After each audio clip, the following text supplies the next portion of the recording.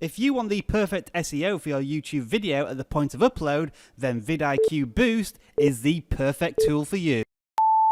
Here's something interesting. Over 50% of YouTube views come from searches and suggested videos, which are heavily influenced by video tags, titles and descriptions. So what you want is the best of all three, and that's where vidIQ Boost comes into play. It's accessed by clicking the Boost button at the bottom of the YouTube upload page, and it helps craft keywords you should be using throughout your videos. When you add tags to your videos, Boost will update in real time to show you the best related tags and trending videos that you can use to enhance your own video's metadata. As you add more tags, Boost will offer more suggestions along with scores that combine search volume and competition.